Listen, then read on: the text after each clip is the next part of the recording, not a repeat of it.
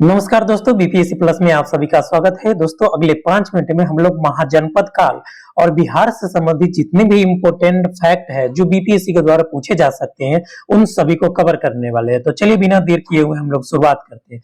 सबसे पहला पॉइंट आप लोग को याद रखना है कि बौद्ध ग्रंथ जो है बौद्ध ग्रंथ अंगुत्तर निकाय तथा जैन ग्रंथ भगवती सूत्र में 16 महाजनपदों के बारे में उल्लेख किया गया है। तो ये चीजें आप लोग को याद रखना है। इसके अलावा आप लोग जो सबसे बीबीआई चीजें याद रखिए कि 6ठी शताब्दी ईसा पूर्व में बिहार में 3 महाजनपद स्थित थे। और ये 3 महाजनपद कौन कौन थे? तो मगध महाजनपद, अंग महाजनपद और बज्जी महाजनपद। इसमें आपको इसका राजधानी याद रखना है। तो मगध महाजनपद की राजधानी राजगिरी या गिरिब्रज था, जो कि कौन से क्षेत्र में विस्तृत था? तो पटना तथा गया क्षेत्र में विस्तृत था। अंग महाजनपद की राजधानी चंपा तथा बज्जी महाजनपद की राजधानी वैशाली था।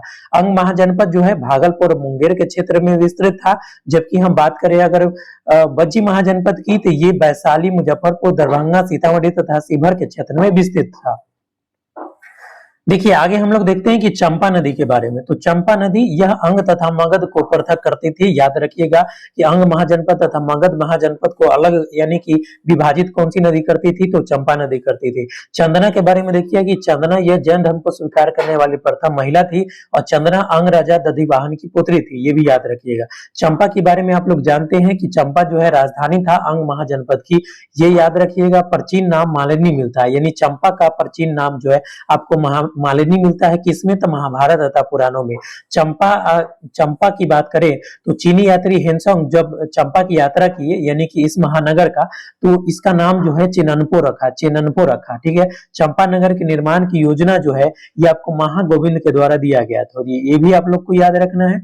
इसके अलावा आप लोग बात करेंगे तीतुछी का, तो यह अंग का पहला आर्य राजा था और कुल 25 राजा हुए। अंग महाजनपद में कुल जो है 25 राजा हुए।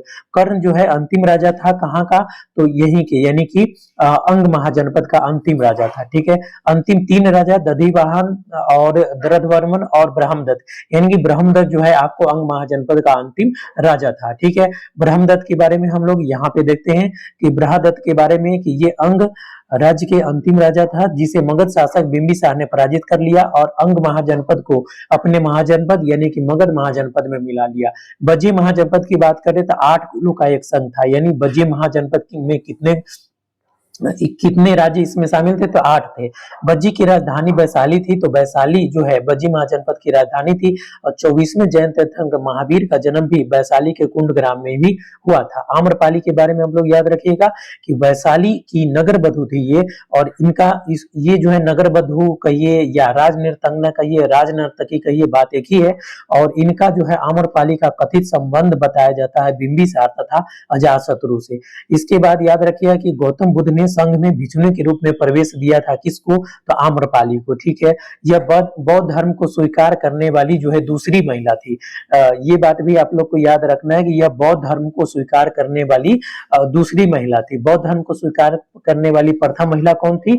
तो प्रजापति गौतमी, जो कि प्रजापति गौतमी के बारे में आप लोग जानते ही है, तो इसको आप लोग याद रखिएगा कि जो आम्रपाली है ये दूसरी महिला थी बौद्ध धर्म को स्वीकार करने वाली। तो इस वीडियो में इतना ही, जल्द ही मिलेंगे हम लोग नेक्स्ट वीडियो में।